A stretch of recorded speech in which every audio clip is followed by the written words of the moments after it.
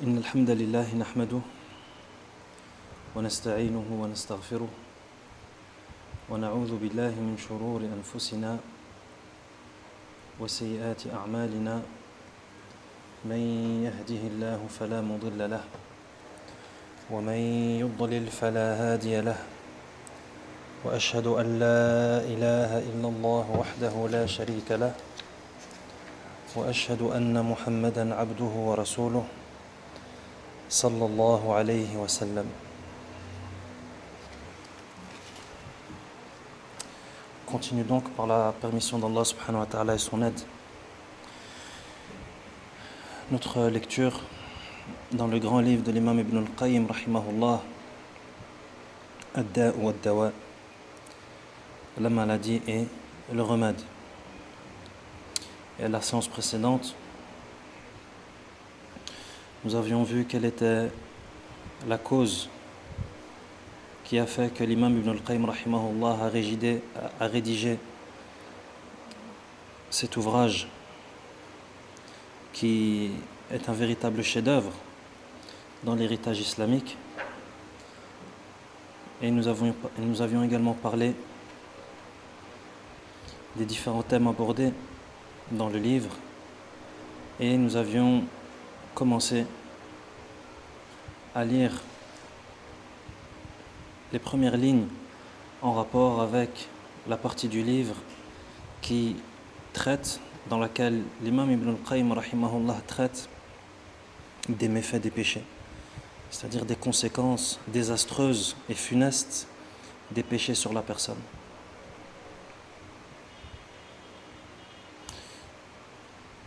يقول الإمام ابن القيم رحمه الله: قال الإمام أحمد حدثنا الوليد بن مسلم حدثنا صفوان بن عمرو حدثني عبد الرحمن بن جبير بن نفير عن أبيه قال: لما فتحت قبرص فرق بين أهلها فبكى بعضهم إلى بعض ورأيت أبا الدرداء جالسا وحده يبكي فقلت: يا أبا الدرداء ما يبكيك في يوم أعز الله فيه الإسلام وأهله؟ فقال: ويحك يا جبير، ما أهون الخلق على الله عز وجل إذا أضاعوا أمره، بينما هي أمة قاهرة ظاهرة لهم الملك تركوا أمر الله فصاروا إلى ما ترى.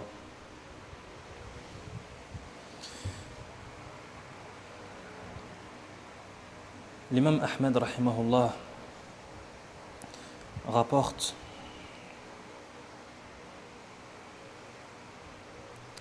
que selon Abdurrahman ibn Jubayr ibn Nufayr, qui rapporte lui-même de son père, qui dit que lorsque Qubros a été conquise, Qubros qui est l'île de Chypre, lorsque l'île de Chypre a été conquise par les musulmans, Furriqa bayna ahliha, c'est-à-dire littéralement les habitants de cette île ont été séparés. Et ce qui est voulu ici par la séparation, c'est tout ce qui est en rapport avec les prisonniers de guerre, etc. Furriqa bayna ahliha, ces habitants ont été séparés. Fabaka ba'duhum ila ba'd, et donc ils se pleuraient les uns les autres. Wa ra'aytu Aba ad-Darda jalisan, donc le rapporteur de cette histoire dit que j'ai vu Abu Darda, le noble compagnon radiyallahu anhu. J'ai vu le noble compagnon Abu Darda radiyallahu anhu qui était assis. Wahdahu yabki. Il était assis seul, esselé, et il pleurait. فقلت يا أبا الدرداء ما يبكيك في يوم أعز الله فيه الإسلام وأهله. Il a dit: Ya Aba Darda, pourquoi est-ce que tu pleures un jour où Allah a fait triompher l'islam ainsi que les musulmans? C'est un jour de conquête, l'islam a gagné des terres, alhamdulillah, des gens sont entrés en islam, etc. Donc ça doit être un jour de fête, un jour de bonheur, un jour de joie. Abu Darda radiyallahu anhu, lui, il pleurait. Et il lui dit: pourquoi est-ce que tu pleures? فقال: ويحك يا جبير ما أهون الخلق على الله عز وجل إذا أضاعوا أمره. Il lui dit ويحك يا جبير. Il lui dit ويحك, c'est un mot qui est utilisé en arabe pour exprimer une tristesse ou une compassion pour un événement ou pour quelqu'un. Il dit ويحك يا جبير. Et pourquoi est-ce que tu dis cela, ya Jubayr? C'est comme si on disait en français, ne dis pas cela, ya Jubayr. ما أهون الخلق على الله عز وجل إذا أضاعوا أمره. Il dit,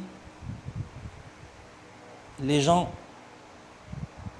les plus méprisables auprès d'Allah subhanahu wa ta'ala le sont lorsqu'ils délaissent son ordre.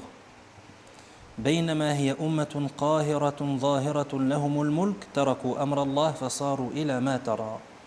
Alors qu'ils étaient un peuple puissant et dominant, détenant la royauté, ils ont négligé l'ordre d'Allah et sont devenus tels que tu les vois. Donc regarde Abu Darda radiallahu anhu, qui, alors que tout le monde est content, tout le monde exulte de joie car, alhamdulillah, Chypre a été conquise, lui il pleure. Pourquoi? Parce qu'il voit que les gens délaissent les ordres d'Allah subhanahu wa ta'ala. Ça veut dire quoi, délaissent les ordres d'Allah?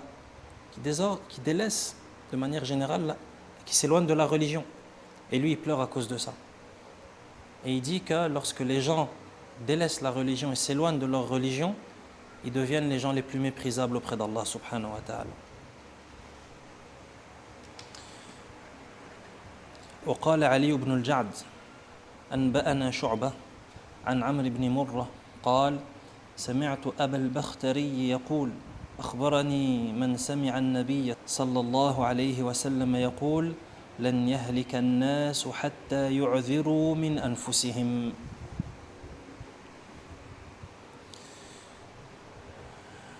Abu al-Bakhtari rapporte qu'un homme ayant entendu le prophète sallallahu alayhi wa sallam dire cela rapporte. Donc Abu al-Bakhtari affirme qu'un homme l'ayant entendu du prophète sallallahu alayhi wa sallam lui a transmis cela, c'est-à-dire cette parole du prophète sallallahu alayhi wa sallam qui dit que لن يهلك الناس حتى يعذروا من أنفسهم. Les gens ne périront pas jusqu'à ce qu'ils ne donnent le bâton pour qu'ils se fassent battre. حتى يعذروا من أنفسهم. Les gens ne périront pas jusqu'à ce qu'ils donnent le bâton pour qu'ils se fassent battre. Qu'est-ce que ça signifie? حتى يعذروا من أنفسهم. Yu'dhiru, ça vient du verbe arabe a'zara. Littéralement, c'est-à-dire, ça signifie jusqu'à ce que les gens donnent à ceux qui se trouvent en face d'eux l'excuse, le motif pour qu'ils les battent, pour qu'ils leur fassent du mal, pour qu'ils les châtient, etc. Donc jusqu'à ce qu'ils donnent eux-mêmes le motif et l'excuse à ceux qui se trouvent en face d'eux pour qu'ils fassent ce qu'ils ont à faire. Voilà pourquoi on a choisi de traduire cela par l'expression française « donner le bâton pour se faire battre ». Cette expression française qui signifie quoi? Qui signifie que c'est la personne elle-même qui est la cause de sa perte et la cause de sa punition et de son châtiment. C'est elle qui donne le bâton à l'ennemi pour se faire battre. C'est ça qui est voulu ici. Les gens ne périront pas jusqu'à ce qu'ils donnent eux-mêmes le bâton à l'ennemi pour qu'ils se fassent battre.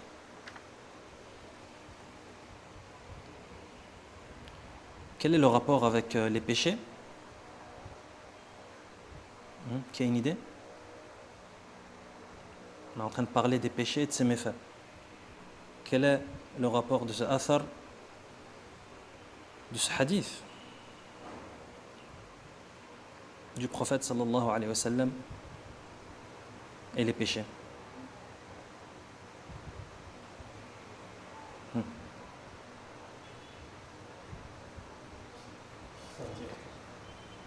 Si on fait des péchés, c'est nous-mêmes qui cause notre perte. Non. C'est-à-dire que la personne, en commettant des péchés, qu'est-ce qu'elle fait? Elle donne le bâton à celle qui se trouve en face d'elle. Le shaitan, l'ennemi, peu importe qui il est. Elle lui donne le bâton. Pourquoi? Parce que quand tu commets des péchés, tu sors de la protection d'Allah subhanahu wa ta'ala. En fonction de la gravité du péché qui est commis, bien entendu. Mais lorsque tu commets des péchés, comme ça dans l'absolu, commettre des péchés, c'est sortir petit à petit de la protection d'Allah subhanahu wa ta'ala. Donc tu deviens une proie facile. Donc tu donnes le bâton à celui qui est en face de toi pour te faire du mal. Et rappelez-vous l'histoire qui a été rapportée par Ibn al-Jawzi rahimahullah dans Talbis ou Iblis, les ruses de Satan, qui a été traduit en français. L'histoire dans laquelle un homme a un jour entendu qu'il y avait un arbre qui se faisait adorer en dehors d'Allah subhanahu wa ta'ala. Donc qu'est-ce qu'il a fait? Il a pris cet outil pour découper les arbres et il se dirige vers l'arbre pour le découper. Et qui l'attend sur le chemin? Le diable. Le diable sous la forme d'un homme. Il l'attend sur le chemin. Et il lui dit: où tu vas? Où vas-tu? Il dit: je vais pour découper tel arbre qui est adoré en dehors d'Allah. Il lui dit: regarde le shaitan, quelles sont les ruses et les stratagèmes auxquels il a recours pour égarer la personne. Il lui a pas directement dit: non, pourquoi c'est pas grave, laisse l'arbre se faire adorer en dehors d'Allah, c'est pas un souci. Regarde ce qu'il a fait. Il lui a dit: et qu'est-ce que tu en penses si tu rebrousses chemin et en contrepartie de cela, tu as une grande somme d'argent? Il a dit: qui va me donner cette grande somme d'argent? Il lui dit: c'est moi. Et il est retourné chez lui à la maison et le lendemain matin, quand il s'est réveillé, il a trouvé des dinars sous son oreiller. Des dinars qui sont des pièces d'or. Donc c'est pas quelque chose de négligeable. Il se réveille le matin, il est très content. Ah, des dinars. Ce vieil homme ne m'a pas menti. Et c'est comme ça. Jusqu'au lendemain, il se réveille le matin et il ne trouve rien sous son oreiller. Comment ça, il n'y a pas d'argent? Je reprends ma faucille. Je retourne, je vais découper cet arbre. Qui il retrouve sur son chemin? Le shaitan sous la forme d'un vieillard. Qui lui dit: où vas-tu? Il lui dit: je vais découper l'arbre qui se fait adorer en dehors d'Allah subhanahu wa ta'ala. Qui est adoré en dehors d'Allah subhanahu wa ta'ala. Et le vieillard lui dit: tu ne vas pas le faire. Je vais t'en empêcher. Et effectivement, c'est ce qui s'est passé. Le vieillard était à deux doigts de tuer cette personne. Il a empêché cette personne d'aller découper l'arbre physiquement. Peu s'en fallait pour que mort s'en suive. Et après, la personne pose la question et dit: mais pourquoi est-ce que tu me fais ça maintenant? Et la première fois, lorsque tu m'as vu, tu m'as renvoyé et tu m'as promis de l'argent, etc. Il lui a dit: parce que la première fois, lorsque tu es venu, lorsque tu as pris ton chemin pour aller découper l'arbre, tu le faisais sincèrement pour Allah. Tu le faisais sincèrement pour Allah. Tu allais pour combattre le shirk.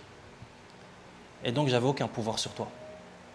La deuxième fois, lorsque tu es revenu, tu n'es pas venu sincèrement pour Allah. Mais tu es venu, pourquoi? Parce que tu as été pris de colère, parce que tu n'as pas trouvé l'argent sous ton oreiller. Donc, tu n'étais pas sincère pour Allah, donc j'avais un pouvoir sur toi. Et c'est comme ça que j'ai pu te combattre. Enfin, cette histoire, elle est très bénéfique et très enrichissante. Pourquoi? Parce que ça met en évidence le fait que la personne, tant qu'elle est sincère et véridique avec son Seigneur, rien ne peut lui arriver. Et elle est sous la protection de son Seigneur, tabaraka wa ta'ala. Dès qu'elle sort de ses rails, dès qu'elle sort de ce chemin, khalas, elle sort de la coupole. C'est comme le mouton qui sort et qui se perd loin du troupeau et qui sort de son enclos. Peu importe l'ennemi, un loup, un lion, des gens qui viennent, peu importe, ils deviennent proie facile. C'est pareil pour le croyant. Tant qu'il est sincère et véridique, il est sous la protection de son Seigneur. Dès qu'il n'est plus, Allahu musta'an. Donc, lan yahlika an-nas hatta yu'dhiru min anfusihim. Les gens ne périront pas tant qu'ils ne donneront pas le bâton pour qu'ils se fassent battre. Donc, garde bien cette règle en tête. C'est que lorsque un mal t'atteint, c'est toi qui as été la cause de ce mal. C'est toi qui as ouvert la porte pour que le mal entre et te touche et t'atteigne. وفي مسند أحمد من حديث أم سلمة قال سمعت رسول الله صلى الله عليه وسلم يقول إذا ظهرت المعاصي في أمتي عمهم الله بعذاب من عنده فقلت يا رسول الله أما فيهم يومئذ أناس صالحون قال بلى قالت فكيف يصنع بأولئك قال يصيبهم ما أصاب الناس ثم يصيرون إلى مغفرة من الله ورضوان.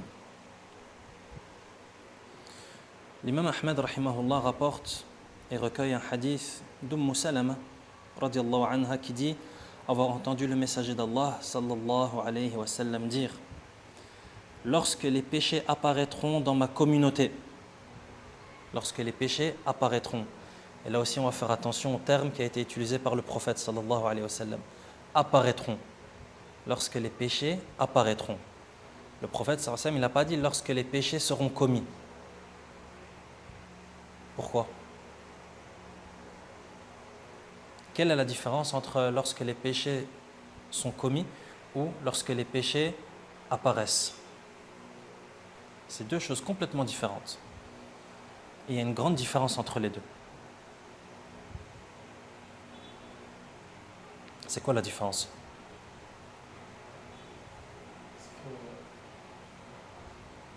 Parce qu'avant ça, les gens commettaient les péchés, mais personne ne savait. Ils ne commettaient pas les péchés devant les gens. Donc ça, c'est lorsque les péchés sont commis. Et lorsque les péchés apparaissent,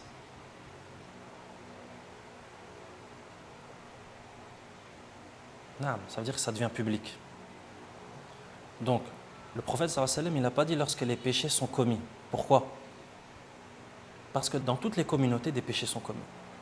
Et à toutes les époques. Et comme a dit le prophète sallallahu alayhi wa sallam, kullu bani adam khata wa khayrul khatta'in at-tawwabun. Tous les fils de Adam commettent des péchés. Et les meilleurs de ceux qui commettent des péchés sont ceux qui reviennent et se repentent à leur Seigneur. Donc le fait de commettre un péché, c'est quelque chose qui est inévitable. Le fait de commettre des péchés, c'est inévitable.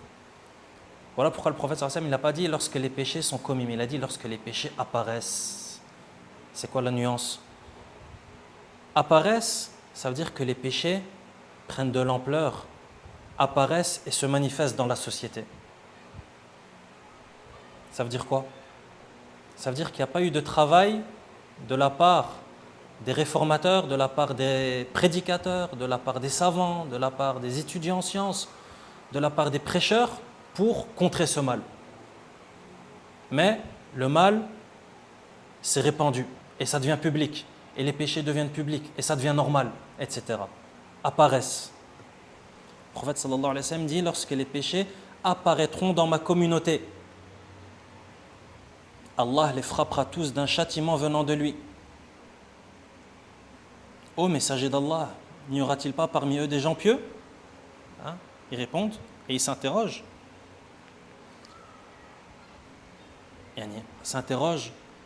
Allah va frapper ces gens d'un châtiment qui vient de lui. Dans cette communauté dans laquelle apparaissent les péchés.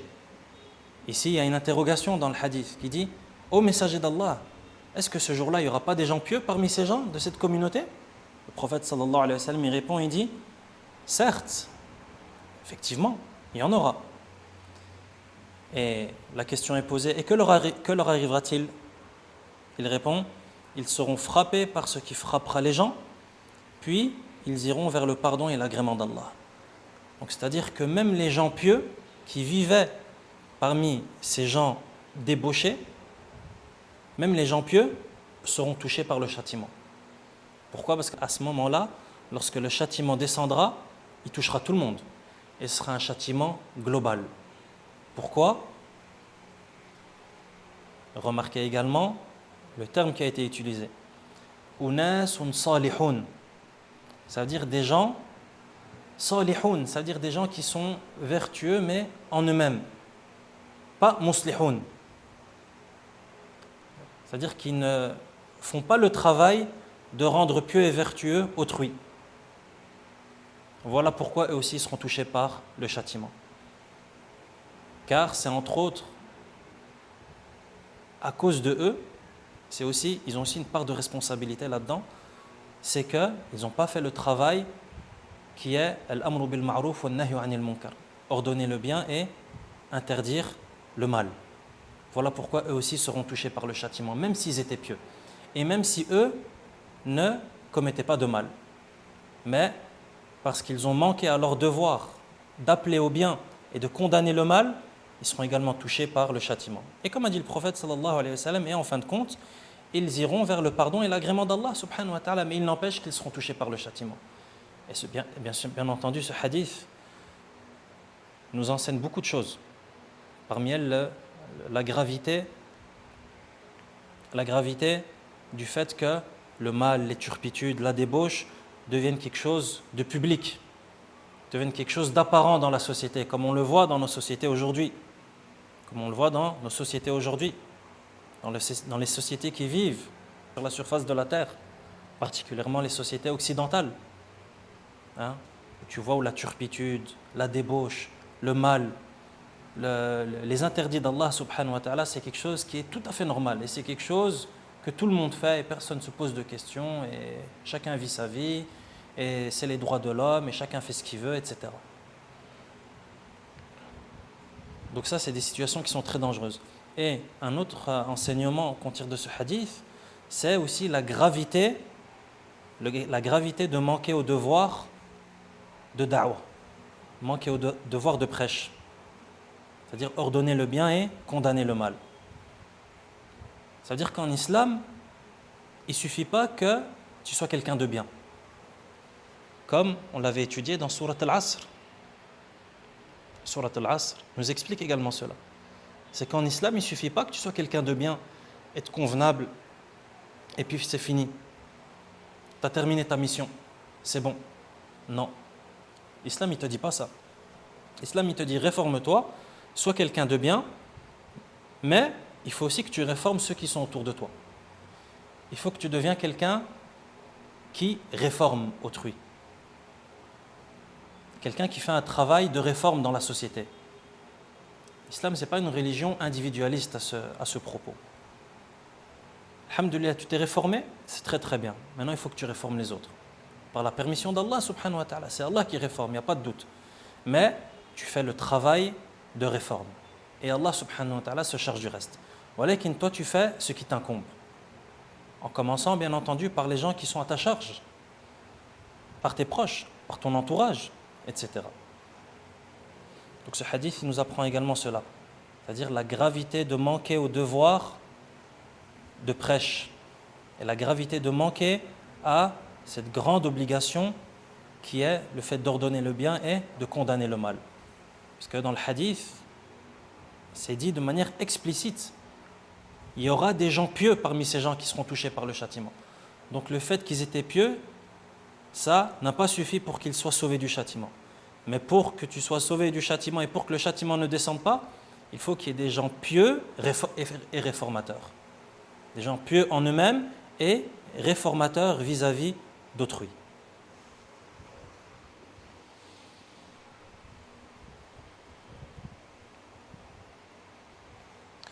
وفي مراسيل الحسن عن النبي صلى الله عليه وسلم لا تزال هذه الأمة تحت يد الله وفي كنفه ما لم يمالئ قراؤها أمراءها وما لم يزكي صلحاؤها فجارها وما لم يهن خيارها شرارها فإذا هم فعلوا ذلك رفع الله يده عنهم ثم سلط عليهم جبابرتهم فساموهم سوء العذاب ثم ضربهم الله بالفاقة والفقر.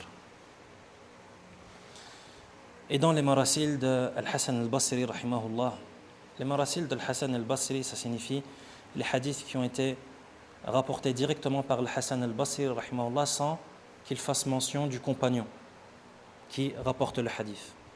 Donc dans les marasil de Al-Hassan al-Basri, rahimahullah, on retrouve que le prophète sallallahu alayhi wa sallam dit: cette communauté ne cessera d'être sous la protection d'Allah tant que ses savants ne prendront pas parti pour ses gouverneurs, tant que ces pieux ne témoigneront pas de la piété de ces dépravés, et tant que les pires d'entre eux ne mépriseront pas les meilleurs d'entre eux.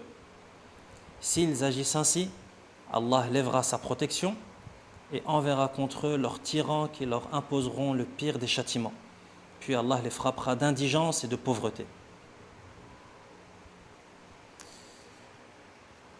وفي المسند أيضا عنه يعني عن ثوبان قال رسول الله صلى الله عليه وسلم يوشك أن تتداعى عليكم الأمم من كل أفق كما تتداعى الأكلة على قصعتها قلنا يا رسول الله أمن قلة بنا يومئذ قال أنتم يومئذ كثير ولكنكم غثاء كغثاء السيل تنزع المهابة من قلوب عدوكم ويجعل في قلوبكم الوهن قالوا وما الوهن قال حب الحياء وكراهة الموت. Sois très attentif à ce hadith qui va suivre parce que il est vraiment fondamental.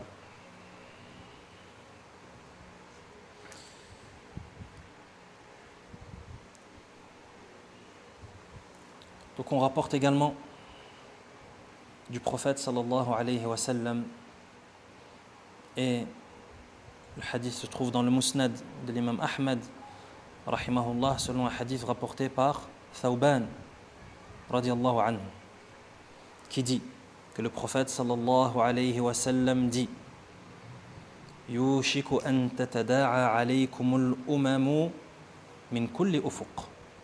Peu s'en faut pour que les communautés se rassemblent contre vous de tout horizon. Peu s'en faut pour que les communautés se rassemblent contre vous de tout horizon. Kama tada'a al-akalatu ala qas'atiha, comme se rassemblent les gens autour de leur repas. Donc regarde ce que le prophète sallallahu alayhi wa sallam dit à son époque, sallallahu alayhi wa sallam, alors qu'à son époque l'islam n'a pas encore quitté la péninsule arabique. Mais regarde ce qu'il dit. Donc déjà ce hadith fait également office de miracle. Pourquoi? Car dans ce hadith, le prophète sallallahu alayhi wa sallam nous dit, nous annonce et nous met en garde contre le fait que les communautés vont se liguer contre nous de tout horizon. De tout horizon. De la même manière que les gens se rassemblent autour d'un repas. Lorsqu'il y a des convives qui sont invités à manger, lorsqu'ils se rassemblent tous autour d'un repas, bien entendu, on parle d'un repas qui est mangé à la façon de la sunna, c'est-à-dire tous autour d'une assiette. Comme a dit le prophète sallallahu alayhi wa sallam, que le repas le plus aimé d'Allah, c'est le repas dans lequel il y a beaucoup de mains qui viennent manger. Donc il faut bien s'imaginer la chose. Donc de la même manière que lorsque des gens mangent et se rassemblent autour d'une assiette, le prophète sallallahu alayhi wa sallam a dit, de cette manière les communautés, les nations vont se liguer, vont se rassembler contre vous pour vous faire du mal. Et remarque également le terme qui a été utilisé par le prophète sallallahu alayhi wa sallam. Kama tada'a al-akalatu ala qas'atiha. C'est quoi le qas'a en arabe? Ici, ça a été traduit par le repas, mais en réalité, on aurait pu le traduire par quelque chose de plus précis, comme un grand plat. Al-qas'a, c'est la grande assiette, autour de laquelle viennent manger 10 personnes, 20 personnes, selon les grandes assiettes dans lesquelles il y a beaucoup de nourriture, avec beaucoup de sortes de nourriture. Le prophète sallallahu alayhi wa sallam, il a utilisé ce terme. Et effectivement, c'est ce que tu remarques aujourd'hui. La manière dont les ennemis de l'islam se liguent contre les musulmans et viennent autour d'eux pour manger leurs richesses. Comme ça se passe dans la péninsule arabique. Comment est-ce que les ennemis de l'islam se liguent et viennent pour essayer de voler les richesses qu'il y a là-bas. La péninsule arabique, par exemple, c'est un exemple. On aurait pu donner d'autres exemples, mais c'est l'exemple le plus typique. Étant donné que la péninsule arabique, on peut vraiment dire, à juste titre, que c'est la qas'a de ce monde. C'est-à-dire c'est la grande assiette de ce monde. Tellement il y a de richesses là-bas. Du pétrole, du gaz, en veux-tu, en voilà. Effectivement, c'est ce qui se passe aujourd'hui. Ensuite, le prophète قلنا يا رسول الله أمن قلة بنا يومئذ. Les compagnons radiallahu anhum se sont étonnés. Comment est-ce que les communautés et les nations se réunissent et se liguent contre nous? Ça veut dire que ce jour-là, on sera peu. C'est pour ça qu'ils ont dit ô messager d'Allah, est-ce en raison de notre faible nombre? أمن قلة بنا يومئذ. Est-ce en raison de notre faible nombre? Le prophète sallallahu alayhi wa sallam dit Antum yawma idhin kathir. Le prophète sallallahu alayhi wa sallam il dit non. Ce jour-là, vous serez nombreux, comme c'est le cas aujourd'hui. Les nations et les communautés qui se liguent contre les musulmans, les faibles musulmans, et la communauté musulmane qui est vraisemblablement la communauté la plus qui compte le plus de fidèles sur la surface de la terre. Donc ce jour-là, vous serez nombreux. Et écoute ce qu'il dit. Mais vous serez comme Routha as-Sayl. C'est quoi Routha as-Sayl? As-Sayl, c'est un torrent. Vous savez, quand il y a des inondations, par exemple, qu'est-ce qui se passe? Il y a des torrents qui se forment. Des torrents qui se forment et qui descendent et qui emportent avec eux ce qu'on appelle tout ce qui se trouve sur le passage, les débris. Routha as-Sayl, c'est ça, Routha. Ce sont les débris qui sont emportés par le torrent qui passe. Le prophète sallallahu alayhi wa sallam a dit que ce jour-là, vous serez comparable à ces débris qui sont charriés par le torrent. C'est-à-dire, vous serez nombreux, certes, mais sans aucune incidence, sans aucun effet, sans aucun poids, sans aucune force, sans aucune puissance, sans aucun respect. Comme les débris. Le torrent passe et il ramasse les débris. Viens. Une canette, un déchet, un mouchoir, un sac plastique, peu importe. Des cailloux, des langes, dis ce que tu veux. Et regarde aussi l'image qui a été donnée par le prophète sallallahu alayhi wa sallam. Comment est-ce qu'il a imagé la communauté à ce jour-là, qui sera faible malgré son nombre? Il a dit sallallahu alayhi wa sallam qu'elle sera comparable à des débris charriés par un torrent. Et comme on vient de le dire, un torrent, ça emporte tout sur son passage. Ça n'emporte pas un débris en particulier, mais ça emporte tout. Mais est-ce que ça emporte des choses qui sont lourdes? Un rocher par exemple, un rocher qui est ferme, qui est stable, un arbre qui est enraciné, est-ce que ça le prend? Là. Donc ça prend que des choses faibles, sans aucune valeur. Comme les musulmans. Lorsqu'ils délaissent leur religion, ils deviennent comme des débris. Faibles, légers, sans aucune valeur. Un torrent qui passe, hop, t'es pris avec. Ça, c'est une chose.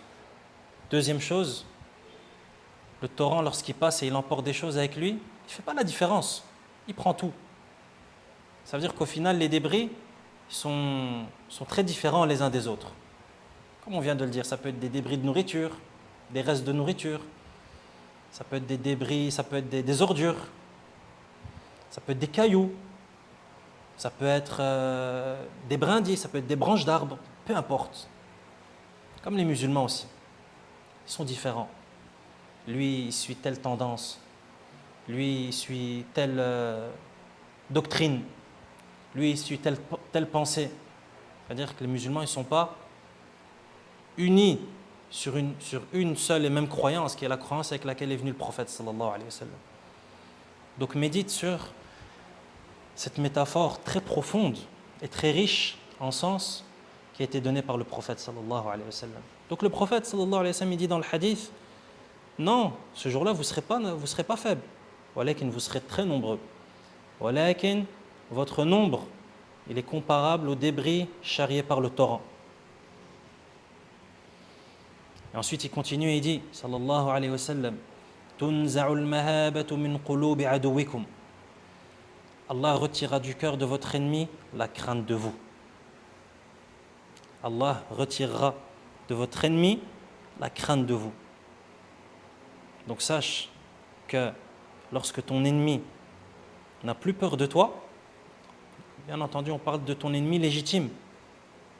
On ne parle pas de ton ennemi pour des histoires infantiles. Non, ton ennemi légitime, ton ennemi religieux par exemple. Celui qui te veut du mal, celui qui veut que tu quittes ta religion, etc., etc. Donc lorsque tu vois que ton ennemi n'a plus peur de toi, sache que c'est Allah qui a enlevé de son cœur la crainte qu'il éprouvait envers toi. Pourquoi est-ce qu'Allah a enlevé de son cœur la crainte qu'il éprouvait envers toi? Parce que tu as fait des choses qui méritaient cela. Tu as fait les choses qui ont provoqué cela. Allah subhanahu wa ta'ala, il n'enlève pas la crainte du cœur de ton ennemi pour rien. Si ça s'est passé, c'est qu'on a fait les choses et les causes qui ont provoqué cela. Tunza'ul mahabatu min qulubi aduwikum wa yuj'alu fi qulubikumul wahn. Et c'est fini? Non, c'est pas fini. Le prophète sallallahu alayhi wa sallam il dit que non seulement vos ennemis n'auront plus peur de vous parce qu'Allah aura enlevé de leur cœur la crainte qu'ils éprouvaient pour vous, mais en plus de ça, il va faire tomber dans votre cœur et il va frapper vos cœurs de al-wahn. Al-wahn, littéralement, ça signifie la faiblesse. Voilà qu'on regarde encore une fois la compréhension des compagnons radiyallahu anhum qui ont vu et qui ont senti qu'il y a quelque chose derrière ce wahn. C'est quoi cette faiblesse dont parle le prophète sallallahu alayhi wa sallam? Ils auraient très bien pu s'arrêter là et ne pas poser la question. Voilà que là, c'est encore un indice qui vient te montrer l'intelligence des compagnons radiyallahu anhum et leur compréhension de la religion. Ils disent wa ma al-wahn, c'est quoi le wahn? Alors qu'ils savent, ça veut dire quoi le wahn en arabe? Le wahn c'est la faiblesse comme on vient de le dire. Ils disent wa ma al-wahn, c'est quoi le wahn? Le prophète sallallahu alayhi wa sallam dit hubbul haya wa karahatul maut. Le wahn, la faiblesse dont il est question ici, le prophète sallallahu alayhi wa sallam il dit que c'est hubbul haya, l'amour de ce bas monde et la répugnance de la mort. Nas'allah al-afiyata was-salam. Donc regarde le châtiment. Regarde le châtiment dont il est question ici. Ton ennemi n'aura plus peur de toi, comme c'est le cas aujourd'hui. Comme vous voyez, des musulmans se font assassiner dans le monde. Pourquoi? Parce que plus personne n'a peur des musulmans. Les musulmans ont perdu leur hégémonie. Des choses comme ça ne se passait pas lorsque les musulmans dirigeaient le monde auparavant. Voilà qu'aujourd'hui, comme vous le voyez, nos frères, nos sœurs, nos pères, nos mères et nos enfants, par exemple en Palestine, qu'Allah subhanahu wa ta'ala leur vienne en aide et leur accorde la victoire face à nos ennemis et face aux oppresseurs. Vous voyez ce qui se passe aussi dans d'autres endroits du monde. Les musulmans sont persécutés, massacrés. Comme c'est dit dans le hadith, Allah subhanahu wa ta'ala retirera du cœur de vos ennemis la crainte qu'ils éprouvaient pour vous. Et dans votre cœur, il y aura quoi? L'amour de ce bas monde. Et quoi d'autre? La répugnance de la mort. C'est-à-dire que la personne détestera la mort. Alors que ce n'est pas comme ça que le croyant est. Le croyant, il n'a pas peur de la mort. Fallah al-musta'an. Et le hadith est authentique.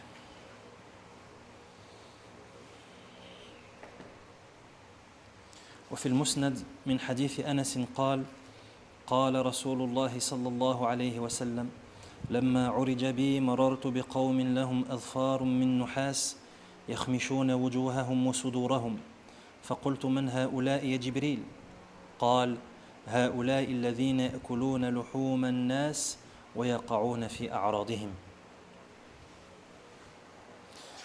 Toujours dans le Musnad de l'imam Ahmed rahimahullah, selon un hadith rapporté par Anas radiyallahu anhu, qui dit que le messager d'Allah sallallahu alayhi wa sallam dit: lors de mon voyage nocturne, c'est-à-dire lorsque le prophète sallallahu alayhi wa sallam a accompli le voyage nocturne, je suis passé devant des gens qui avaient des ongles en cuivre et qui se griffaient le visage et la poitrine. Parce que le prophète sallallahu alayhi wa sallam a accompli le visage nocturne, لما عرج بي مررت بقوم لهم أظفار من نحاس. Je suis passé à proximité de gens qui avaient أظفار, des griffes, des ongles, min nuhas, de cuivre.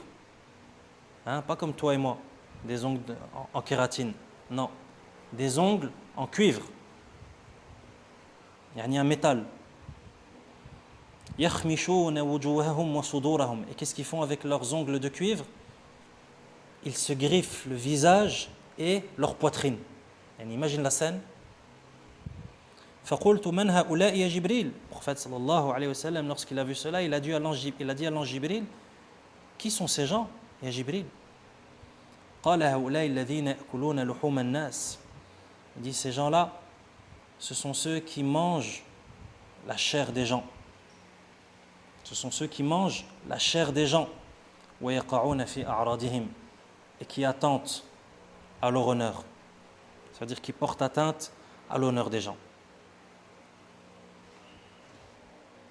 Bien entendu, manger la chair des gens, ça nous rappelle le verset où Allah subhanahu wa ta'ala dit que, après nous avoir interdit la médisance, il dit: أيحب أحدكم أن يأكل لحم أخيه ميتا فكرهتموه. Est-ce que l'un d'entre vous aimerait manger la chair du cadavre de son frère? كرهتموه. Tout le monde déteste cela. Donc ces gens qui subissent ce châtiment, c'est-à-dire qui ont des ongles en cuivre, des griffes en cuivre et qui se griffent le visage et la poitrine, ce sont les gens qui pratiquent la médisance et les gens qui portent atteinte à l'honneur des gens par leur langue, etc. Et le hadith est authentique.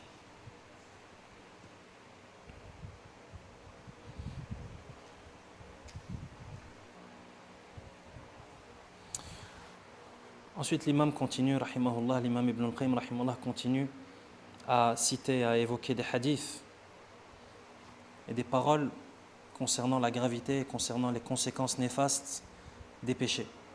Et il dit: وفي سنن ابن ماجه من حديث عبد الله بن عمر بن الخطاب رضي الله عنهما قال: كنت عاشر عشرة رهط من المهاجرين عند رسول الله صلى الله عليه وسلم فأقبل علينا رسول الله صلى الله عليه وسلم بوجهه فقال: يا معشر المهاجرين 5 خصال وأعوذ بالله أن تدركوهن ما ظهرت الفاحشة في قوم حتى أعلنوا بها إلا ابتلوا بالطواعين والأوجاع التي لم تكن في أسلافهم الذين مضوا ولا نقص قوم المكيال والميزان إلا ابتلوا بالسنين وشدة المؤونة وجور السلطان وما منع قوم زكاة أموالهم إلا منعوا القطر من السماء فلولا البهائم لم يمطروا ولا خفر قوم العهد إلا سلط الله عليهم عدوهم من غيرهم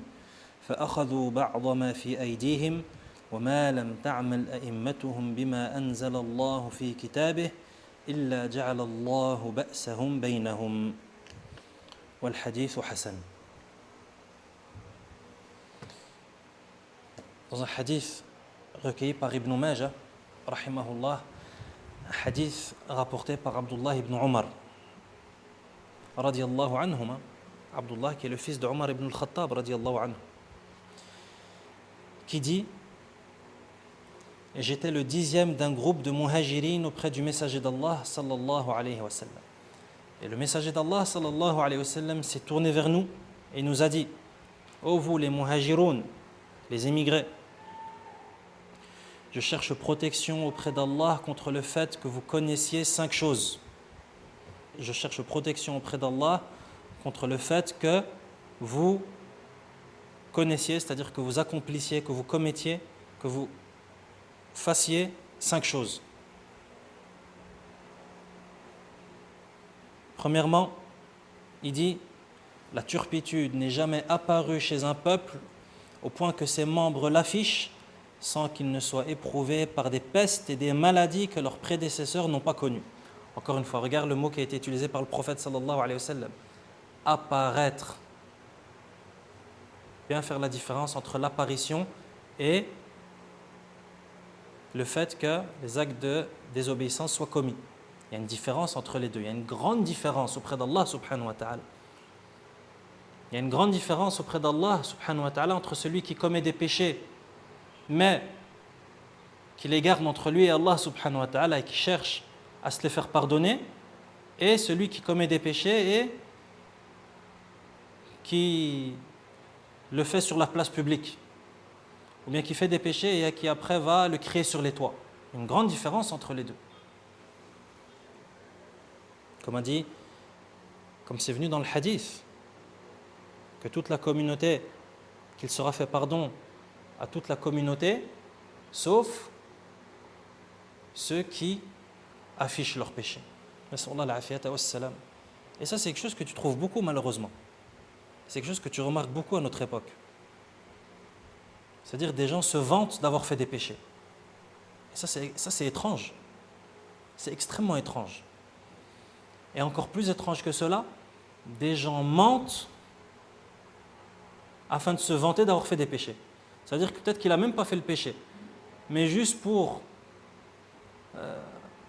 avoir un certain prestige auprès de ses compagnons sataniques, il invente un péché qu'il n'a pas fait. Ça, c'est encore pire. Donc ça, ce sont des choses qui sont étranges. Tu as commis un péché, Allah subhanahu wa ta'ala te l'a caché et a dissimulé pour toi ce péché. Ne va pas te dévoiler toi-même. Au contraire, laisse ce péché entre toi et Allah subhanahu wa ta'ala et demande pardon et repens-toi à ton Seigneur. Donc la turpitude n'est jamais apparue chez un peuple au point que ses membres l'affichent sans qu'il ne soit éprouvé par des pestes, Et bien entendu, lorsqu'on parle de peste, lorsque dans les hadiths du prophète sallallahu alayhi wa sallam, il y a le terme ta'oun, c'est-à-dire la peste qui est mentionné, nous aujourd'hui on ne doit pas le comprendre comme la peste, c'est-à-dire la maladie de la peste, mais comme des épidémies, voire des pandémies. Des pandémies. Comme on a connu il n'y a pas longtemps, avec la pandémie de Covid. Sans qu'Allah ne les éprouve par des épidémies et par des maladies que leurs prédécesseurs n'ont pas connues. Naam. Ça aussi c'est quelque chose qui est présent. Ça veut dire qu'on retrouve dans certains peuples, on parle bien entendu des musulmans, certaines nations musulmanes, certains peuples musulmans qui ont été touchés par des épidémies et des pandémies qui n'étaient pas connues auparavant chez eux, mais qui étaient connues pour être des épidémies ou des pandémies ou des maladies, peu importe, qui concernaient telle ou telle contrée du monde. Mais comme a dit le prophète sallallahu alayhi wa sallam, lorsque la turpitude apparaît et que les gens l'affichent, Allah subhanahu wa ta'ala fait rentrer des pandémies et des épidémies qui n'avaient rien à voir avec cette partie du monde. Nas'Allah l'afiyata wa salam. Ensuite, il dit, sallallahu alayhi wa sallam, et un peuple n'a jamais diminué dans la mesure et dans le poids, c'est-à-dire triché dans la mesure ou dans le poids avec la balance, etc., sans être éprouvé par des années de disette, par la rareté des provisions et par l'injustice des dirigeants.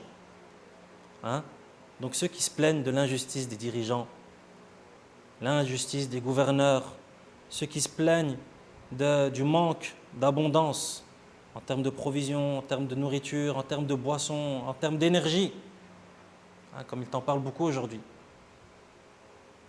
Il n'y a plus assez d'électricité, il n'y a plus assez de pétrole, il n'y a plus assez de carburant, il n'y a plus assez de je ne sais quoi.